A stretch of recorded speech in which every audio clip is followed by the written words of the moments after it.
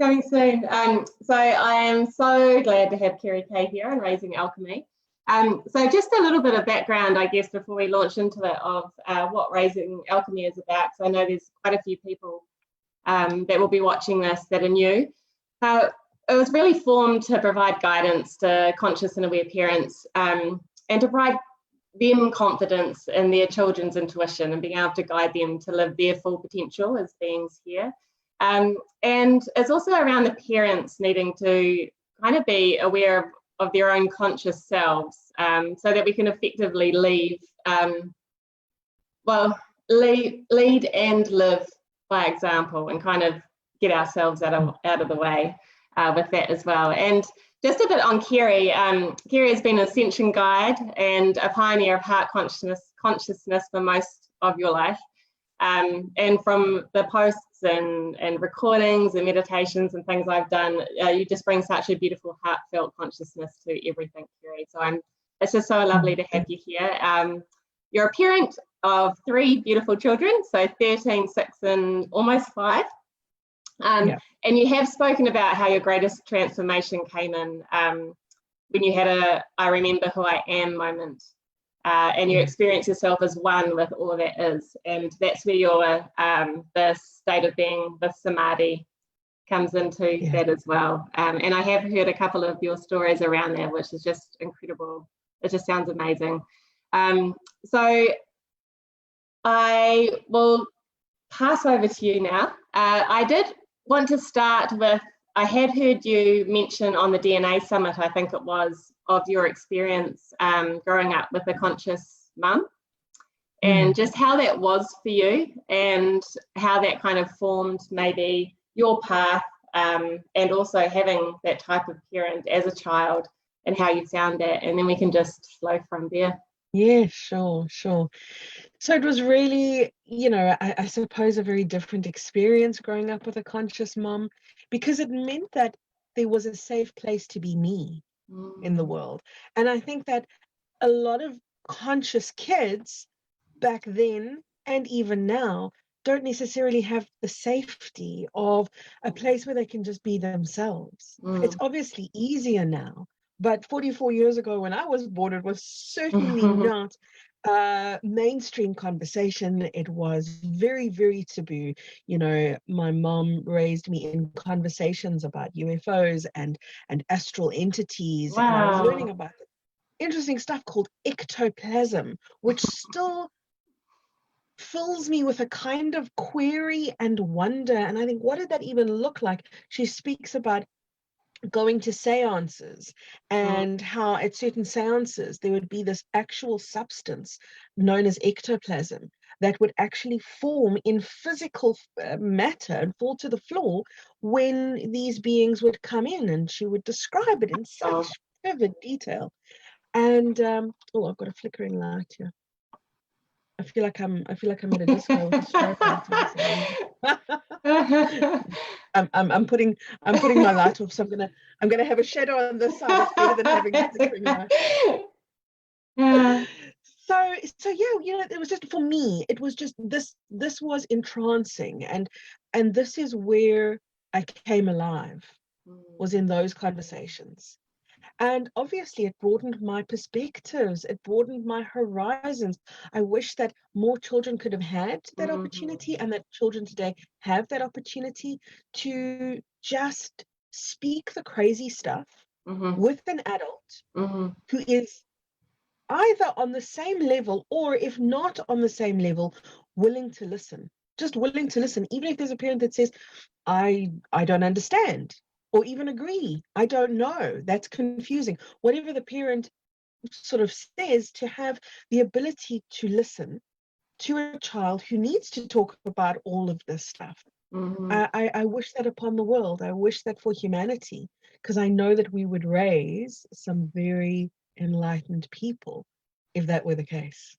Absolutely.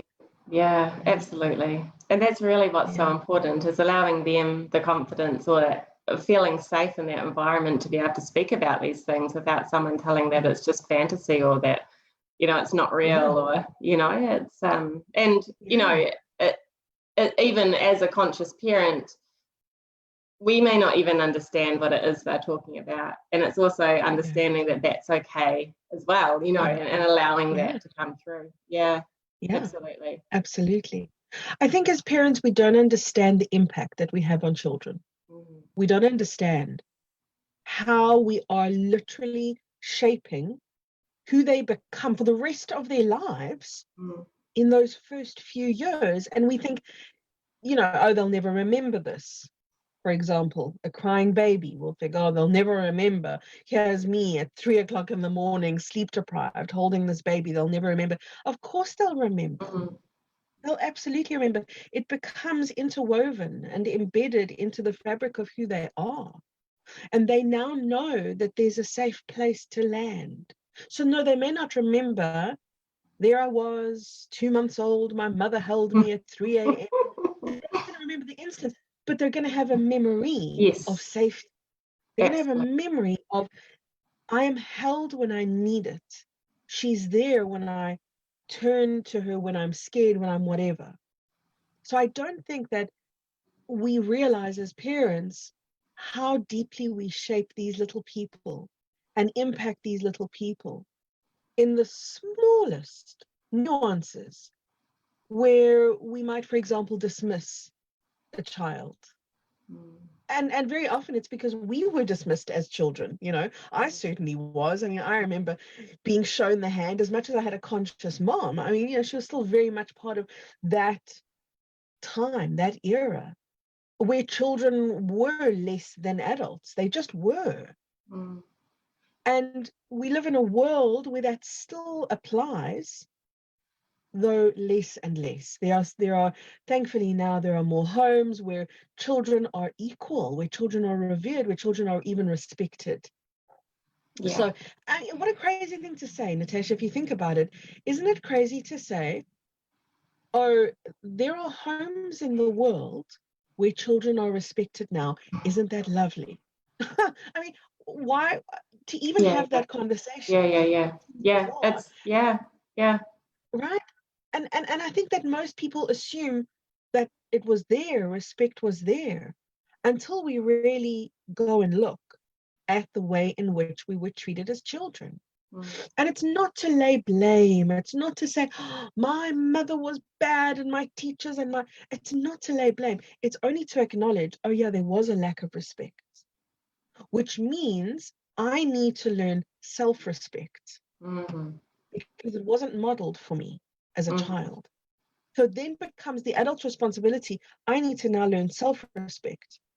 And when I am holding the energy of self-respect, I can then give respect to another. Because without that in-between step, you're not going to move from being a disrespected child or an unheard child or whatever it was to being a parent who respects or being a parent who hears the child. So these conversations about conscious parenting, Natasha, I think are so vital. I think they're so important for our world. And I would even go so far as to say it's not just for parents with children. It's for people who have inner children, the inner child, you know, who perhaps got overlooked and neglected and unclaimed. These conversations are also for those people, because they may not have children, but they may be able to go, oh wow, do I hear myself today, for example? Do I respect myself today? Do I honor myself today? Do I treat myself as equal today? Because for most of us, if we look at childhood, what we'll see is, even where there's happy memories, because a lot of people get confused and they'll say, oh no, okay, I had a happy childhood, happy memories. That's great. I'm really happy for you. But there was a fundamental backdrop against which all of us were raised. And that fundamental global perspective said, children need to be disciplined, they need to know their place, they need to be made less so that they don't get spoiled or act out or get too big for their britches or whatever it was, right? So there was this constant pushing down of children. So we then gave birth to a generation of adults who walk around going, I don't know if I'm good enough. I don't feel equal in the situation. I feel so unworthy. I feel so less than. Where did those come? Where did those feelings come from? Even from the happiest childhoods, they came from the experience of being a child in the world and being voiceless, being subservient, being told to go to bed whether you're tired or you're not tired. This is bedtime. Eat this food, whether you feel like this food or you don't feel like this food. Eat this food. So it's this feeling of I have no choice. I have no say in my life. And we grow up to be adults who feel exactly the same way, unless, of course, we reclaim that. So the role of the conscious parent is literally shaping a new world. But it's very much pioneering, isn't it? It's very much new. Yeah, it is. We haven't had that many models of what conscious parenting looks like. Yeah, yeah. And I think part of that too is like and just hearing you speak is exactly kind of what I've been trying to do is kind of evolve. Like I started out with, the conscious child and how we can support the conscious child and their intuition. And as I started delving more into that, I realized that actually it needs to start with the parent and doing the work ourselves and starting to, clear out what we need to clear out and understand our triggers. Because with me, like, as an example, every time I'm triggered, almost, I would say 80% of the time, it's because I'm needing to control something that my daughter is doing, and I have to stop and step back.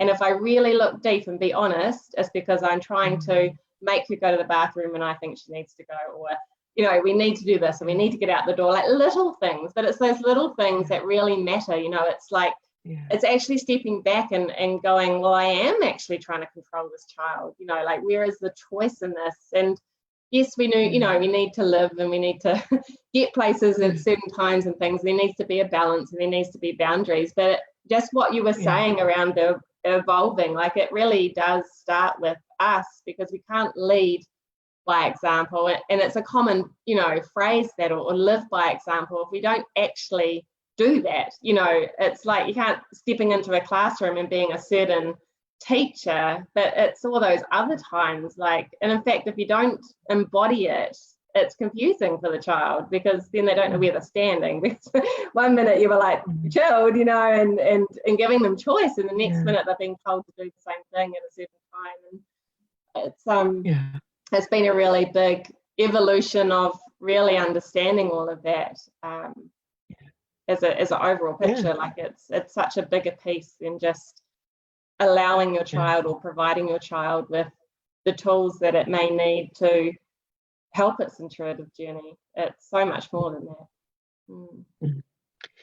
And I think that in this conversation, there may be people who listen, people who are either already conscious parents or who realize, well, I need to become a conscious parent or a more conscious parent. But to me, there's one fundamental stumbling block for pretty much everybody who's parenting, whether you're parenting the inner child or you're parenting your own child. The stumbling block that I notice most people hooking their feet up on and finding themselves in a roly-poly and a cluster of chaos, and it is perfection. Being a conscious parent means I have this set of rules now, or this standard that I must attain, and somehow I must be a model of perfection. And I've got to tell you, that has to be the hardest, the most difficult way to live, to parent in the world. So anybody who is embracing conscious parenting needs to know that your imperfection is vital. It's absolutely vital, because through your imperfection and your sharing, not your hiding, because when you hide your imperfection, you create room for shame. Shame that you as the adult don't claim gets passed on to the child. So when you hold imperfection, or you become aware of your imperfection, it was, and it could be in a very practical example. It could be, you're trying to get your children ready and they're dawdling, if they're anything like my son Samuel, they with that toothbrush in their mouth 10 minutes later, and I'm going, could we just move, Sam, please? Could we move? And Sam's and he's like, Mom, I've just got to brush 3 more teeth, Mom. And I think, dude, you've been in there for so long. So the impatience, right? The human moment happens. Mm-hmm. The human moment. I love that. Yeah.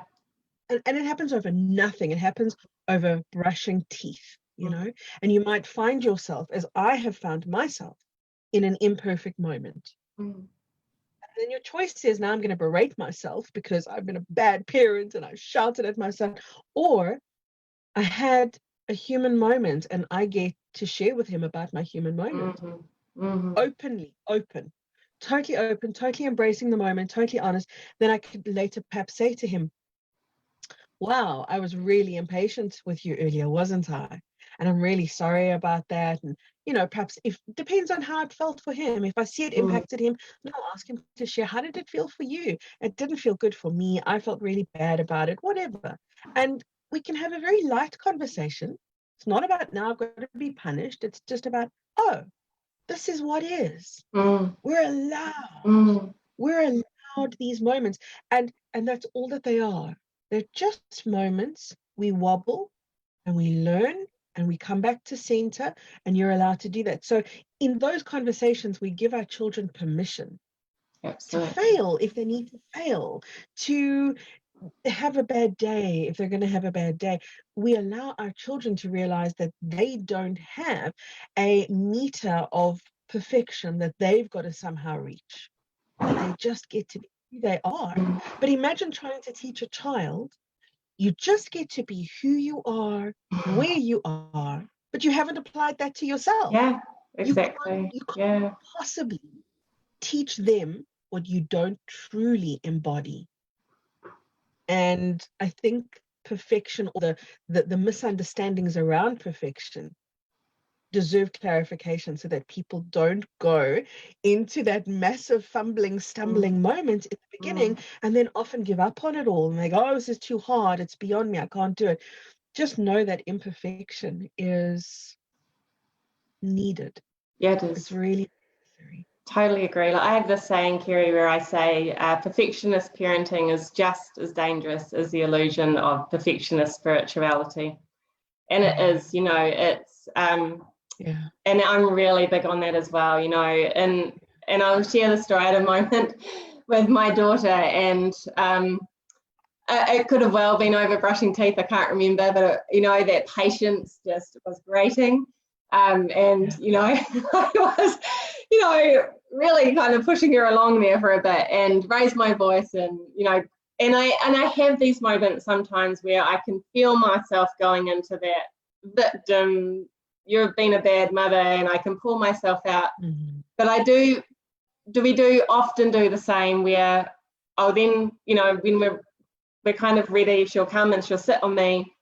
And we had this beautiful moment where I was telling her about how I was just a little bit grumpy and I was tired, and you know, I wanted to get out at a certain time for something I wanted to do, and we were talking, and she just looked at me and she just gave me this massive big hug, and then she just looked me in the eyes and said, "You're doing just great, Mum." And it was like, it was just these words, and I thought, actually, I must be doing something right, you know, for that to be coming out like that. But a part of that story was really, it's what you said around talking to them about that emotion. And I think that is so important, because the showreel of social media that especially our teens see is excludes a lot of emotion, right? Other than someone having a go at someone else. But it really, and in fact, the world they live in, when we put these masks up as parents, as people, as adults, that says, I'm rocking up to my workplace, or I'm in a shop or whatever, and I don't show emotion and I'm happy all the time. That, in my opinion, and you know, I haven't looked into the consequences of you know, things like teenage suicide, and it's not, you know, it's a different topic, but you know, if we could just show our children the real raw emotion more often, they would become to understand how normal it is to have those emotions and to feel frustrated and to feel let down and to even feel those feelings like shame. And and maybe that will just allow them to realize that it's okay and open up those communication channels to how they're feeling. It's just definitely so much importance on that. Yeah. And I think that one of the reasons why that's so vital is because emotions in and of themselves are never bad. Anger's not bad. Shame is not bad. No. And all emotions are supposed to be transient moments in time. An emotion is meant to pass through you. It's not meant to define you. But because we didn't necessarily learn that as children, and it wasn't modeled for us as children, we grew up to identify with emotions in such a way that we began to define ourselves by what we felt. We began to own them because we were told, or we had voluntarily claimed it, things like, you are a sulky child, or you're an angry child. So we were given identities around these emotions. And so we very obediently claimed a lot of these identities. And the unfortunate thing that happens here is we begin with an emotion to analyze and dissect that emotion as we grow up, as we pass the age of 7. We start taking an emotion, let's just say for argument's sake that it is anger.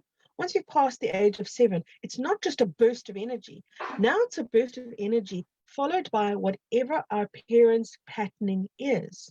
So that means burst of energy, because that's what the emotion is. It should, in a healthy situation, now just be released because the burst has happened, poof, it's gone.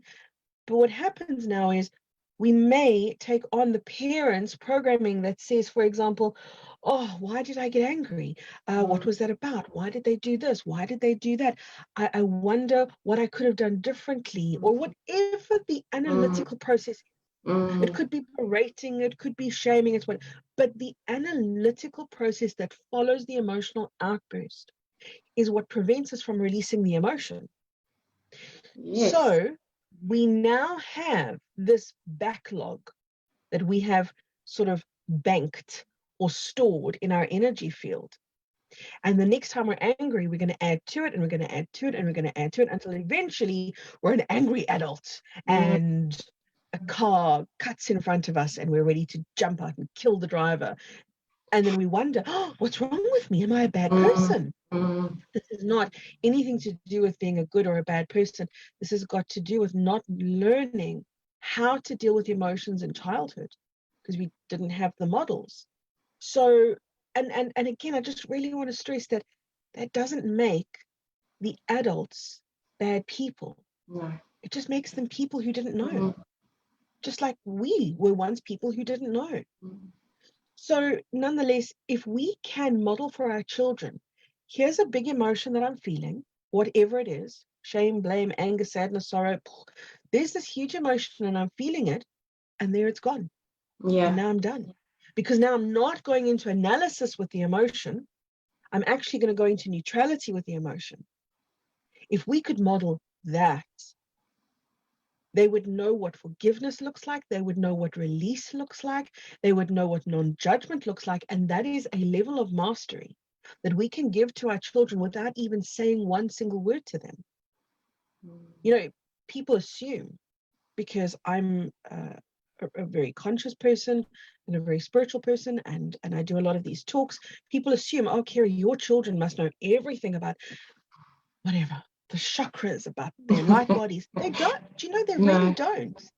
Because I don't believe that I need to tell them, right, kids, now this is your solar plexus and this is da-da-da. Another parent might revel in doing that and their kids might love it. My kids are not interested. They're just not. So I don't have the conversation where there isn't interest. But they know how to be free to be who they are. And that is gold for me. That's beautiful. You know, so just around those emotions, if we could learn as adults to do emotion differently. A lot of my work centers around teaching people what we weren't taught in childhood, and that is how to handle emotions without the analysis, without the brain chatter, without the follow on, which is the berating and the shaming and the whatever it might be. So that we can actually learn, oh, wow, that's what it feels like when an emotion releases. Oh, wow, what's left is me. Once the emotion has passed through, there's just me. And it's beautiful. I am pure. I am cleansed. This experience, this moment has passed, and I have reverted back to my homeostasis or my essential self. Now, you can't teach that to a 3-year-old, but you can be that for a 3-year-old. And if you can be that for a 3-year-old, they will never have to learn the lesson. But there might be somebody listening going, oh no, Kerry, I've got a 17-year-old. I missed the boat. I didn't do it. I've ruined them.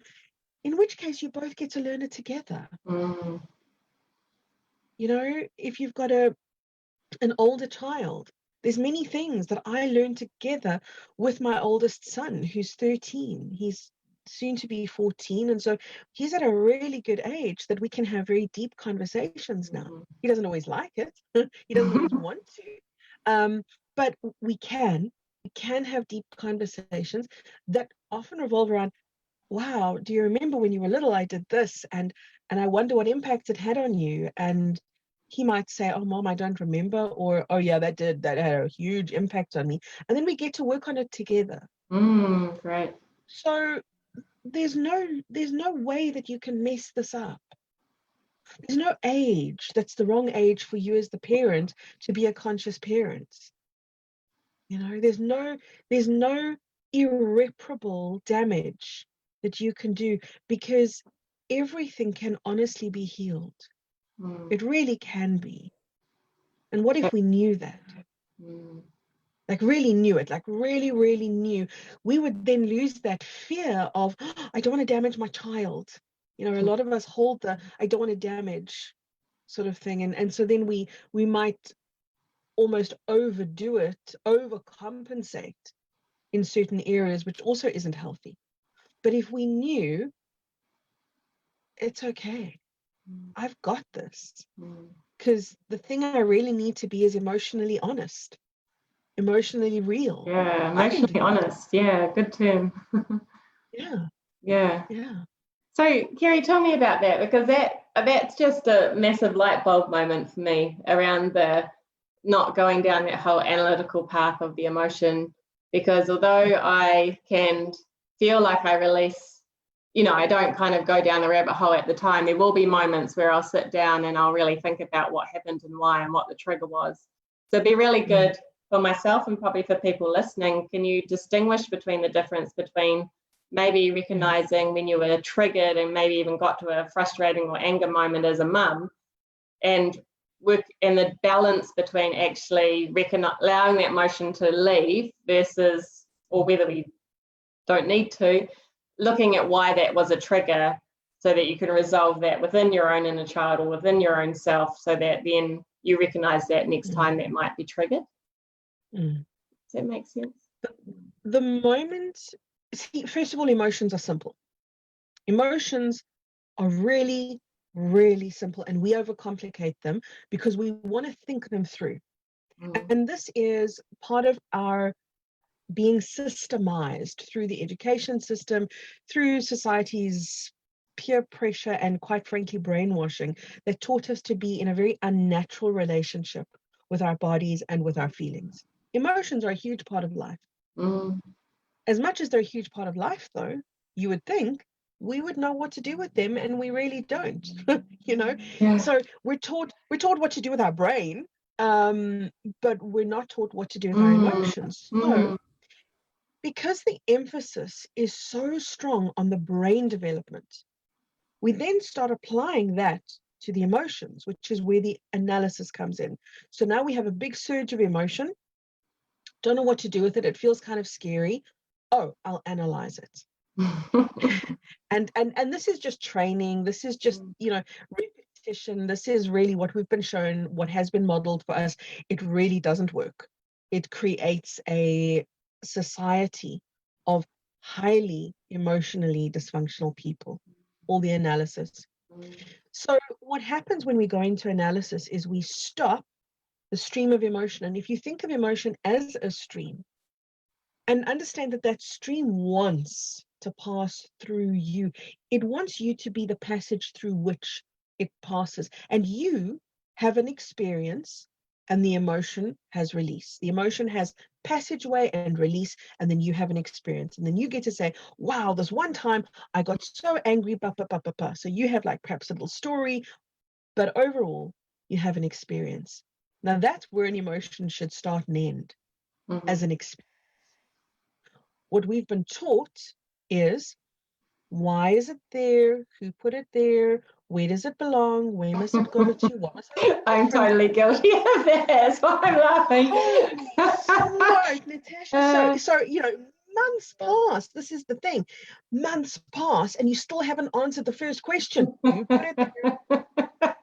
Surge of anger comes and you back at the same questions again, and then you start berating yourself and you're like, damn it, I should know these answers by now. Why does this keep coming back? And then you get and I often get this with clients, they get this almost like a feverish desperation. Why does this emotion keep coming back? Surely it should be gone by now. And the answer is always the same, and that is, you can analyze that emotion until you are blue in the face.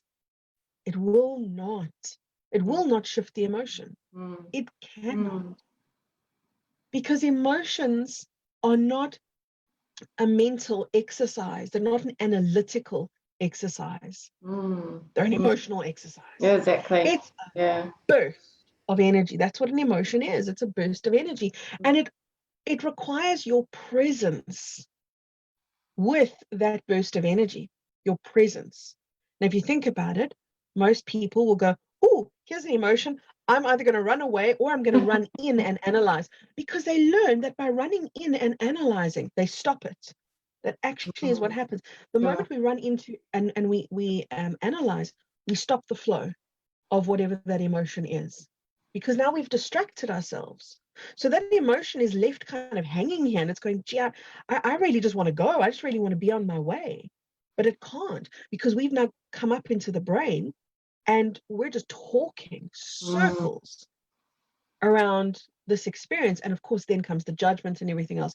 So what we could do differently is we could allow ourselves to learn to feel an emotion. And again, I realize that sounds crazy, because most people are going to say, oh, trust me, I know exactly how to feel emotions, Kerry. I feel emotions every day. I know what they feel like. I feel them big. I feel them strong. They're not releasing. That people will say, I'm the exception to that rule. It doesn't work with me. But this is because we've learned that there's a safe place in that emotion that becomes a known place. So in other words, when a person says, I feel sadness often, or anger often, whatever it is, what they're saying is, I know this part of that emotional frequency. There's a whole range. There's an entire range that we could call anger. But the person who says, I know anger, knows this much of it. And they keep coming into you, and they can spend a lifetime here. And it can be very difficult and very damaging. When they learn to experience the fullness, the allness of that emotion, they get to feel nuances to that anger that they didn't even know existed. And it might be deeper levels of anger that could even be rage, and it might be softer levels and more sublime levels that could even hint on sadness, because of course anger always covers sadness. It could be that there's momentum that they've denied that sits in that anger. And when I say momentum, what I mean is anger tends to want to move us into action. It tends to want to create an outcome for us. It's a very powerful energy to work with. It's a beautiful ally if you can work with it. So there's this entire range. There's this entire range, from the rage to the spewing of venom, to the subtlety of sadness, to the direction and desire for action. This is what's going on in this whole range. And what I encourage people to do is to go and explore the full range of that feeling, to consider that what they feel, if it's a recurring feeling, they're only feeling a fragment of it. And if they could allow themselves, and this can be done therapeutically, but you can also do it on your own if you trust yourself to do that.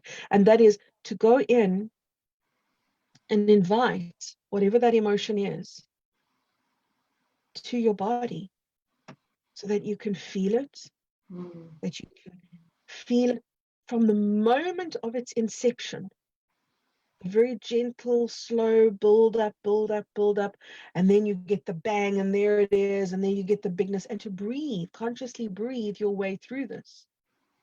So when you're consciously breathing through an emotion, what happens is something that is bordering on miraculous. This is so new for most people.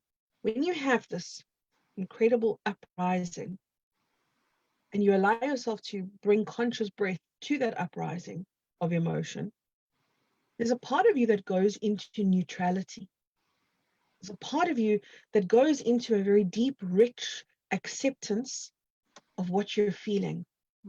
That by the time you've gone through the whole range, which could take you minutes, not days, not months, not years, minutes, you've gone through the whole range of emotion, but you've brought conscious breath and therefore neutrality to that experience, you begin to neutralize that emotion. And now when that emotion is released, it is released. It's cleansed, it's cleared. And at no point would you necessarily have to go into but what is my role in this? And where did I put it? And why did I put it there? And how long has it been there? Ultimately, that doesn't lead to release. It leads to understanding. And so there could be an importance in understanding, but you would really need to do that once or twice. You wouldn't need to do that like every time you feel that emotion to delve into that, that deep analysis with it. The deep analysis actually comes automatically afterwards. I find after the emotion is released, epiphanies start happening for me. And I go, oh, now I understand why that was there, or now I understand what that was preventing me from seeing, or whatever. But the understanding comes after the release. Now, a lot of people have got this backwards. They say, well, first I want to understand the emotion and what put it there, and then I'll release it. It doesn't work that way. We don't get understanding until after the release. So all of that analytical stuff that happens actually happens on its own as natural epiphanies that occur from the results of the release. So what I'm describing here is very simple, but it's also very revolutionary in terms of being a different way to live with emotions, being a different way to live as an emotional being. And that's why I said in the beginning, it requires our imperfection, meaning it requires us to really engage with what goes on. Oh, look, there's a feeling of inadequacy. Let me just sit with this for a moment. Let me just breathe with this for a moment. And maybe I'm going to reach release, and maybe I'm not. Maybe I'm just going to reach a nice still place, in which case it's probably going to be triggered again, just so that it can come back, so I can have a proper, deeper experience, and then the release will happen. This is how we could do emotions.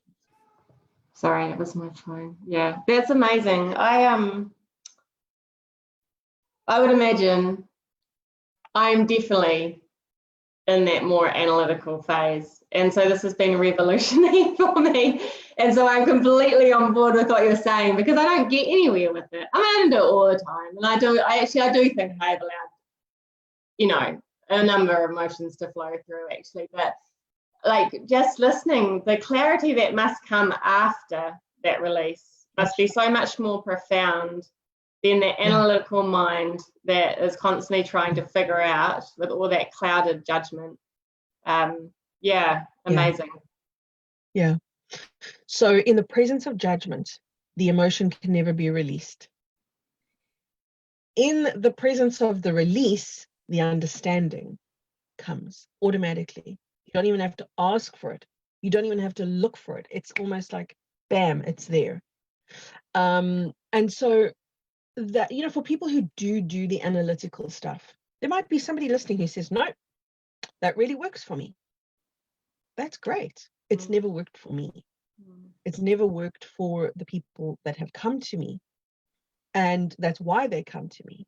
So I would never say that you can't do the analytical stuff because it's bad and wrong. I would just say, I've never met anybody that it works for. And I've found a way that really does work for myself and for a lot of people. And try it because it could bring a lot of ease and a lot of simplicity to your life. And that's what we want. We want ease and we want simplicity. We don't want to be bogged down. Life is not meant to be difficult. It's not meant to be complicated. Absolutely. And when it is complicated, it's a very good sign that we've gone too deeply into analysis. Yeah, so that's beautiful. I notice that a lot. I notice people going, oh, I'm so confused. This is so confusing. That's so confusing. The world is so confusing. That confusion is the result of knowing a lot of information, but not understanding it. So it happens when there's just too much going on in the brain, too much analytical input. And there is a wealth of wisdom. And how we access wisdom is the same place that processes emotions, which is that feeling part of ourselves. It's that feeling part of ourselves that can also feel wisdom, cosmic connections. You know, that's what we want. So a lot of people say, I don't know where to get my wisdom. I don't know where to get my galactic connection, my cosmic connection. I don't know where it is. It's missing. Well, it's not missing. It's just that we're not necessarily learning how to process emotions and thereby not necessarily being able to go deeper, because beyond those surface level emotions is a whole world that we get to connect to, that we can only connect to through what we feel. You know, wisdom isn't here. Wisdom is a feeling. Connection to creation is not a thought, it's a feeling, it's an experience. And so those experiences, when we learn how to experience them, we become plugged into the wholeness of nature, the wholeness of life, and our cravings become met. So when we become those parents or those people, that's what we give our children. And I believe that we never have to teach our children if we are doing this in their infancy. Not the perfection, just the emotional authenticity, emotional honesty. If we're doing that in their infancy, then we don't ever have to teach them. They're going to pick that up automatically from us. Absolutely. I love that you use the term emotional honesty, especially honest to ourselves as well, right? It's absolutely, that's amazing.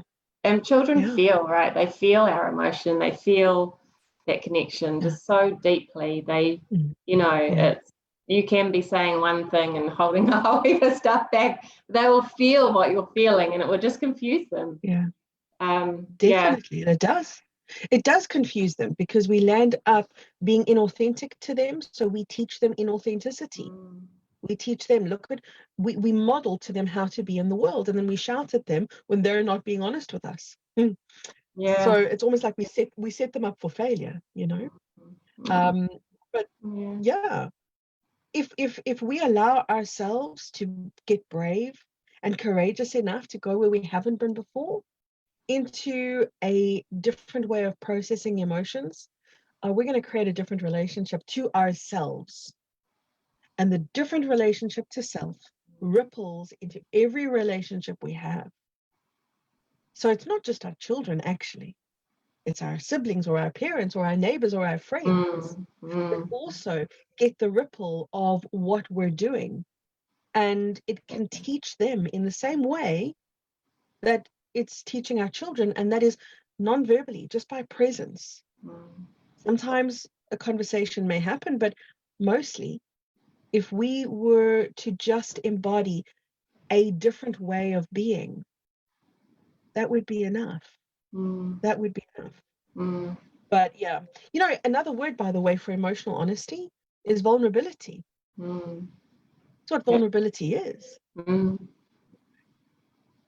So it's part of the indoctrination. We hear the word vulnerable and we go, oh no, that's a bad thing. I don't want to be vulnerable. It's got a connotation of weakness. When I block people from seeing what I'm really feeling, then I'm powerful. That's the message that we've given ourselves as humanity. You know, we use terms like professional. Oh, that person is so professional. Look at them. You know, their mom just died and they're at work and they're fine. And maybe, by the way, just to be clear, maybe somebody is at work and they're really genuinely are fine. But for the most part, we're looking at people putting up a facade where they've blocked their emotions, and we're saying, what a professional person, or what a good, powerful example, role model. No, this is not a role model. This is a person in fear. And this is not what we want to model. What we want to model is authenticity, which, by the way, doesn't mean that you're going to fall apart underneath your desk and turn into a heap of tears. It's not that extreme either. It just means that somebody might say, hey, how are you doing today? And your reply, instead of fine, thank you, and you, your reply might be, you know what, today's not my best day, but I'll be okay tomorrow. Thanks for asking. Right? Yeah. So it's kind of like there's a way to say, I'm not good, but I'm okay. There's a way to say that doesn't have to be this whole long explanation about what's going on in the world. It can really be, simple as this. Not my best day, but I'll be okay. Thanks for asking. Absolutely. Yeah. You know, I just love that. Right there. That's emotional honesty. Yeah. It's just needed. You know, I've not long come out of corporate, and you know, I've been saying the exact same thing. You know, I've had these conversations where I've said to a few people, you know, I just wish I could go into work one day and people wouldn't just say, I've had a great, you know, I'm fine, I'm good. And that someone would just say, you know what, today's a bit shit and I had a pretty bad argument this morning, so I'm just going to sit here quietly for a while. You know, like, and they don't need to, it's not to snowball that big, you know, that it would just be so much, so like, when we observe people in that environment, and there is so much going on with everyone's lives, and it's just such a blank canvas showing, you know, and that emotion, everything is just, it just needs to be brought back, you know. And that's why it's so important, I think, too, with people that are doing this work to also be integrated into day-to-day you know, jobs and all that kind of thing, because that's how that ripple effect starts. And amazing. Kerry, I have a question for you, because this has been a topic that has come up a few times, and I just wondered what your thoughts were on it. So say, you know, you have time to yourself and you're in, like, there may be people there that are, you know, we have our own hobbies, so we might like, you know, whether it's going to the gym or going for a run, or creative, we like to paint or play a musical instrument, and we're really in our zone. And then going back into being a parent, sometimes that can feel quite, the energy can be quite different, and sometimes quite hard to be going back into that demanding space. And I've had conversations with people around how hard it can be sometimes to transition, or not feel a little bit resentful that you kind of want to be back in that place where you're in your magic zone of creativity, and how you can bring those two places together, like the mindfulness or the being in the moment with your children. And you know, it's this really stepping into the gratitude of that moment of being with your children, how precious that is. But I know there's been a bit of a struggle, or there's still that division there of how can I integrate everything as a whole so that I'm really happy in that place, and not separate to the other. You know, as it often happens, in the question lies the answer. Because the question is, how do I bring those two places together? The answer is, you bring those two places together. Yeah, exactly. It cannot be separate, because if it is, there's going to be such a disjointedness, and there will be resentment no matter how much you love your babies. there will be resentment, and you will feel bad, and you won't want to resent, but you will resent because you're going to have your world where it's just fulfilling, and then you're going to have the parenting world, and it's going to feel like that lack of integration creates resentment. So how to bring the two worlds together is a really important topic. It's like, how do I include my little person in my world, and how do I bring my world into theirs? And it's very age dependent, obviously. You know, the younger they are, it goes without saying, the harder it is. The younger they are, it would be so difficult for a 1-year-old or a 2-year-old. Sit quietly now, mommy's going to practice violin, for example. I mean, that's like, you can't ask your little person that. But find a way where you can do what you want to do with them. So because it's so age dependent, it's going to vary. You might say, for example, well, I really want to play my violin, which I can't right now, but what I could do is I could get really creative, because there's something in me. If it wants to play violin, it wants to create. So how could I create a space for creativity that we can both partake in? And it could be finger paints, and it could be drawing, and it could be dancing, or listening to music. But there's an important thing that comes in here. As parents, we very often get confused, and we think that playtime with our kids is all about them. But what do you want to do? We'll say to our children, what do you want to do? And I'm going to be amenable and answer what you want to do. Where it should be and could be, what are we going to do? And the child might say, you know, my daughter's favorite one, her favorite game is to play astronauts. It's not mom's favorite game, it's her favorite game. The same thing every time, Natasha, we go to the purple planet. Doesn't matter how many times we look off into space, I can guarantee you we're going to go to a magical place known as the purple planet. And it's the same route we go, and we've got to go, oh, there's Mars, and oh, there's Venus, and blah, blah, blah, blah, blah, and oh, there's the purple planet. So some days, I don't want to go to the purple planet. And I'm allowed to go, actually, my love, you know what? Today, I would rather do this. And of course, she's 4. So her first response is, no, we've got to do my thing. And there's a conversation that I can have there. I can say, yeah, I know you really want to do astronauts, and it's such a fun game for you. I know that. There's another game that I want you to look at, though. Could you just have a look with me for a moment? And then we could talk about this other game. We could do astronauts later, but just have a look at what I want to show you. And then it might be, I love pastels. I've got a thing for oil pastels. Nice. It's the, you know, if anybody listening has found the therapy in oil pastels, I want to invite you to do that. You take a piece of blank, pure white paper. It could just be an A4. And you need to know that you can take this piece of paper at the end and you can throw it in the dustbin. It doesn't have to be perfect. And you take these oil pastels, and oil is so cool because it glides on this white paper and it fills it with color. And there is no 4-year-old on this planet that's not going to love that. And I love that. And she loves that. And we can draw the purple planet now. You see? So I'll find a way to distract her from what she really, really thinks she wants to do in that moment.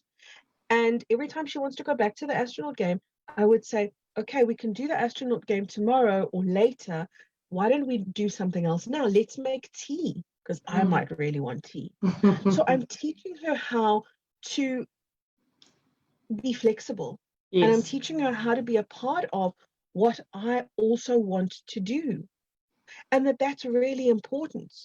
And when there's more than one child in the mix, it becomes easier, because children will fight over, I want to do this, no, but I want to do that. These are valuable arguments because they teach for compromise. They teach for, how could we do this differently? How could we do it so that we both win? And there's conscious conversations that can be had here. So I'm now getting to the point, and it is also developmentally appropriate for my daughter, who's now going towards 5, where she'll say, what do you want to do, Mom? That's like music to my ears, because I can now say to her, I just want to sit quietly, my love. Do you want to sit with me? And I know she's going to say no, because she doesn't want to. Why would she want to sit quietly? But I give her the choice. So I'll say, so I'm showing her that I include her, and I say, I'm just going to sit quietly. And she might say, oh, you like to sit quietly, don't you? And I'll say, yeah, it's my favorite thing. What do you like to do? And she'll tell me her favorite things. But she understands that my needs are important. That's the point. We cannot parent as if they're all that matters, because how does that serve them? 100%. Yeah. Yeah. So to bring the two worlds together will take time. If they're not already integrated, it will take a bit of time. But every day includes something that you as the parent value, something that you as the parent want to do. It's not always every conversation, what do you want? What do you want? What do you like? What do you like? Oh, and I like this. And I see that. And I feel this. And if you feel as the parent unheard, find play, because play is always a really good way of teaching. So now we get to play a game where I have to say something and you have to repeat it, for example. Be creative. There's ways that you can do this, but the ultimate answer is get them interested in who you are as a person, because it broadens their little world. And yes, for a much smaller, for a 2-year-old and a 3-year-old, it's very difficult to be interested in something else. Even for a 4-year-old, it's very difficult to be interested in somebody else. But you can introduce it there so that as they get older, this is their normal. Their normal is, oh, mom needs this or dad needs that. They need their time, or they need their special moment where they're going to go and practice that violin or whatever it is, Find a way to include your children in what you love, that there should be no separation. There should be no, this is my time and that's your time. It's more like, this is our time and what are we going to do in it? And in our time, I can do this and you can do that. It still could be our time, So there's many ways around this, but don't be a parent who says, oh, I don't. Self-sacrifice is not love. Yeah. I'm glad you said that. It's, yeah. It's invaluable as a parent to know this. And so we could really work with ourselves, because that's always where the work is. It's never with a child, it's always with us. So we could work with ourselves and say, how can I be more important in this relationship?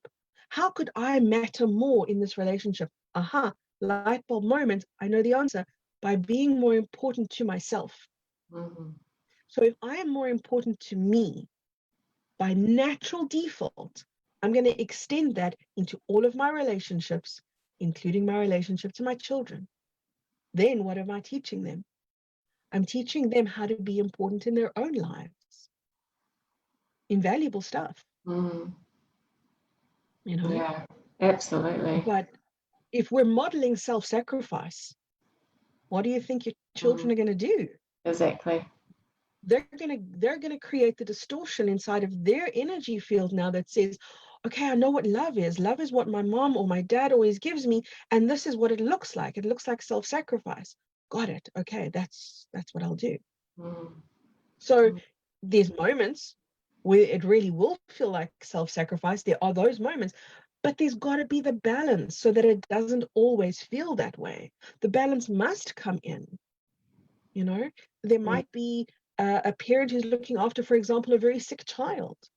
I had that with my second child. He was incredibly sick. It was a very difficult situation for a very extended period. And I understand that there's a time where it will feel as if you don't exist, where it will feel as if it's all about your baby. That's a different situation. That's a sick baby, But I'm talking about a normal, healthy child in normal everyday life. There has to be balance, and there has to be the understanding that love allows, it doesn't sacrifice, it allows the building of each other. And do you know what kids love? Kids love to give. They naturally do this. So you watch two little girls play. What are they going to do? They're going to do hairdresser. They're going to give. a hairdressing treatment or a beauty salon, or whatever it is. The kids love to give. My sons, even my oldest son who's 13, he still loves to play pretend, and I watch them play, and they'll open a store, for example, and they'll sell their toys to each other. But there's this giving, taking, reciprocal relationship which happens in play. Therefore, if it's natural in play, it should be included in your relationship. So give your kids the opportunity. Like, I might lie down and say to one of my kids, I've got such a headache. Could you come put your hands on my head for me? Or could you rub my feet? Or could you put my blanket on me? I give them nurturing things to do, because I like to feel nurtured, and they love to give. So allow them to give you, so that they learn that love is demonstrative, that love is also about what they can give to you, and then they feel important. Because I touched mom's head when she had a headache, or I rubbed her feet, even though, quite honestly, I got to tell you, a foot rub from a 4-year-old and a 6-year-old, You're doing well that they even try. You know what? It's a tickle, and okay, at some stage they'll learn. My 13-year-old's pretty damn good when he wants to be, but that's okay. It can be 1 minute. It can really be a 1 minute attempt. That's okay. I can now say, thank you for doing that. Thank you for looking after me. It felt so good to me when you looked after me. And now guess what they do? They say, can I rub your feet, Mom? Can I help you? Can I do this? Because it made them feel important. It made them feel special. It made them feel validated. So with everything I say, I mean, don't go overboard. Don't go like, okay, now I'm going to get my kids to do everything for me. This is just this, find the balance. Please find the balance. This is not about, it's all about me. Equally, it's not all about them. It's about both of us. We're in a relationship for life with our children. Oh, absolutely. For a long time. Yeah, amazing. I love what you said, Kerry, around get them interested in who you are. That's just so beautiful, as for your children to really be, guided to really understand who we are as well, and that it's not just all about them. It's so important. Yeah, amazing. Yeah, that was wonderful. Really, really good. I love the giving and taking as well. I think that's really, really, really awesome. I think there was a talk that I was watching of yours recently, Kerry, and there were a couple of things that you said, and one of them was, us leading children to themselves, and I've remembered that because it was such a beautiful thing to say. And then there was another where you said triggering memories to remind themselves of who they are. I think it was something like that as well. And I just they're just two statements that really, really just resonated with me so much. And I just wondered, in the context of like allowing them to remember who they are, in that context, is it the sense of just giving them the space to be who they are, like getting out of the way? Or, you see, we could say as a parent, oh yeah, I want this for my child. I want them to be who they are, or to remember who they are, or whatever it is. But unless we can embody that, we can't give it to them. Because then what's going to happen is we're going to verbally say to them, right, love, you get to be who you are. Go and do that. Off you go now. But if it's not embodied in your being, how do you give them that?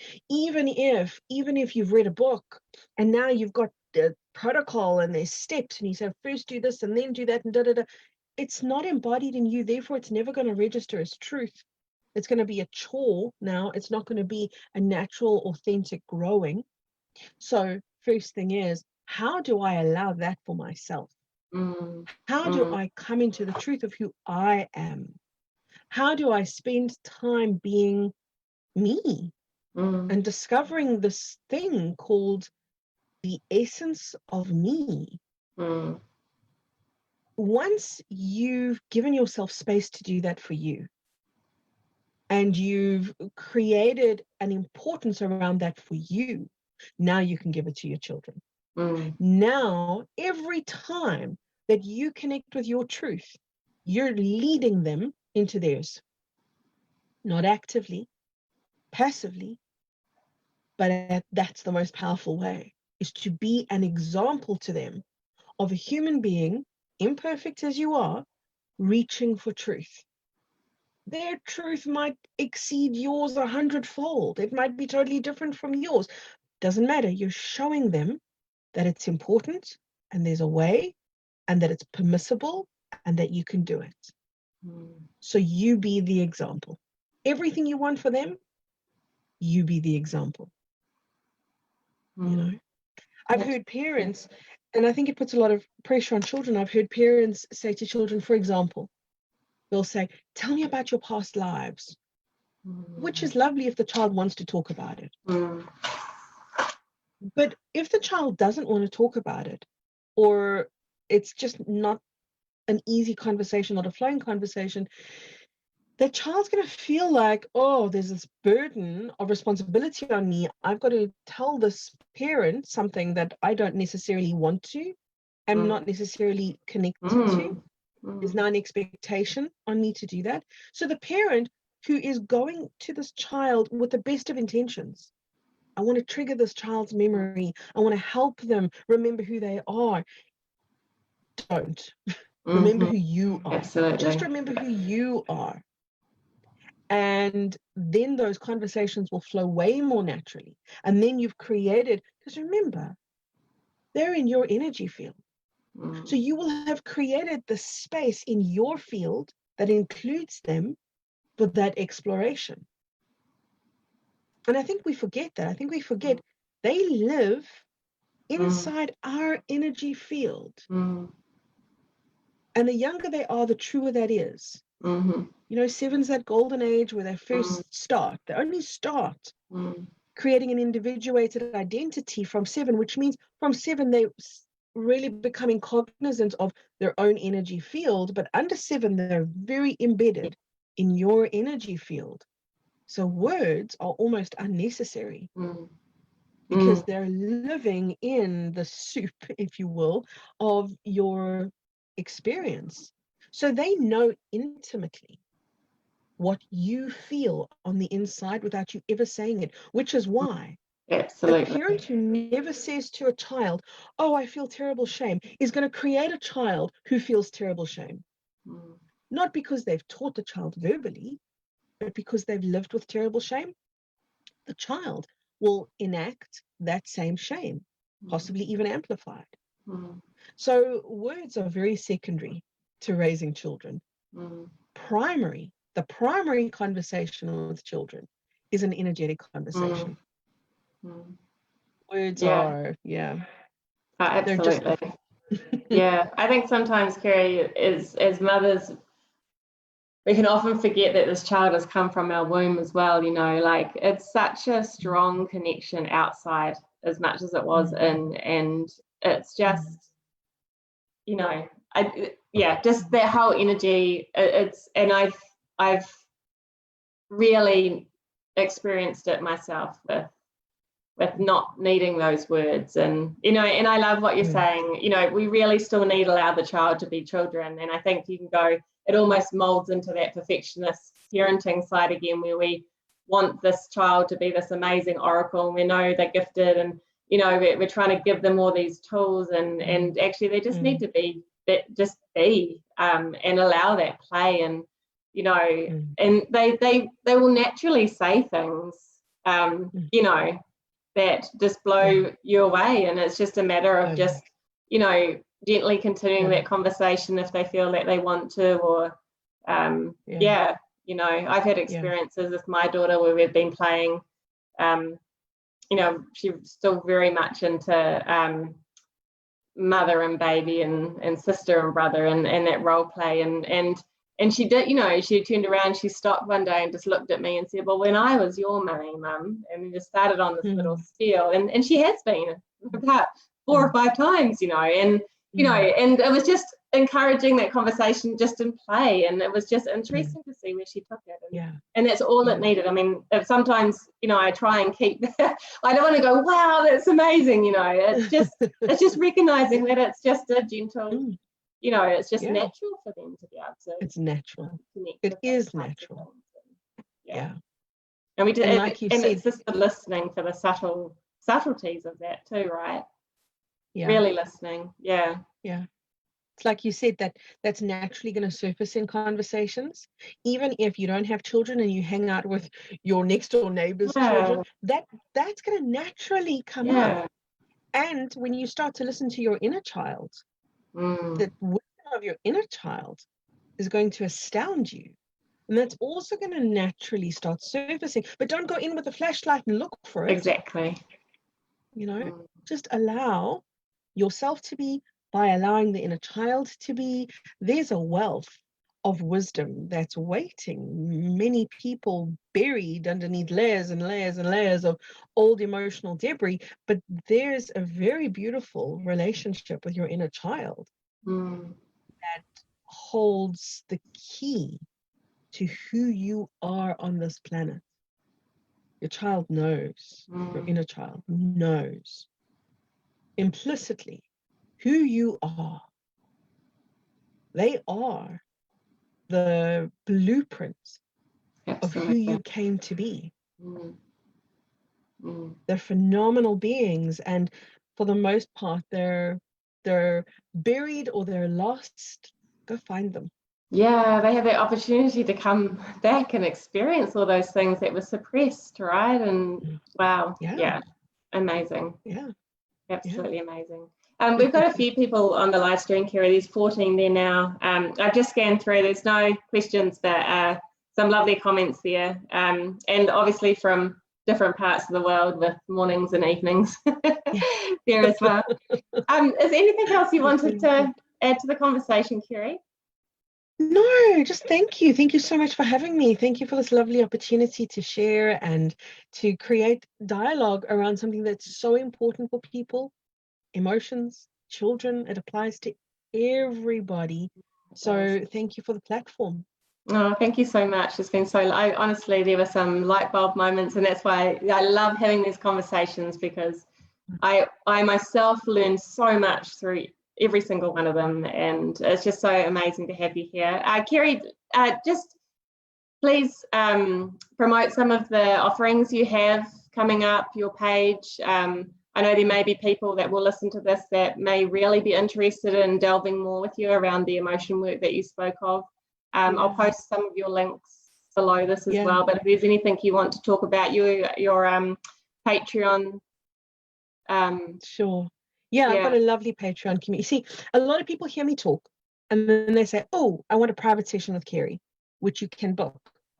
But honestly, the most value that you're going to give yourself is not in a 1 hour session, I don't feel. And I know a lot of people who've had private sessions will probably be disagreeing and going, no. But I honestly feel that it's in courses that a person gets the most value, because they get more time with me in a course. So I like running extended courses. I've got an 8-week course that I'm busy running at the moment. People can attend it live. They can watch it on the replay. I've got another course coming up in September. It's about the pineal gland and the heart. So that's what I would really suggest. If somebody feels like there's a tug and they'd like to work with me, go to my website, which is kerryk.net. Have a look on the shop section. You'll see the upcoming courses. But over and above that, there's a lovely budding community on Patreon. And that's found at patreon.com/KerryK. And that's so much fun. At twice a month, I give my Patreon community for a minimal fee. Some of them pay $5, $11, $20, $30, whatever they can afford. And for a really minimal fee, we get together twice a month and do energy work or a conversation. It's also a beautiful way to be connected and to be in a constant reminder. Oh yeah, I'm an evolving being. Oh yeah, I get to have these conversations now. So I go a little bit deeper with my Patreon community, because I feel like they're very ready for that, and they're very invested in that. And I like to give them more than what they pay. That's what I always tell them. Whatever you're putting in, I want to give you much more than that value, and I want you to feel that value, and I know that they all do. So there's a couple of ways of being in touch with me for those that feel called. kerryk.net or patreon.com/kerryk. Awesome. Wonderful. Yeah, I'll post those links there as well because yeah, I've just loved some of the work the meditations and things have just been amazing. Yeah, just so beautiful. Well, thank you so much. It's been amazing, and this will be up on the replay for those who want to come and start from the start. I'll make sure it's up soon, and be great. Thank you so much. Thanks. Bye-bye, everyone. Bye. Lots and lots of love.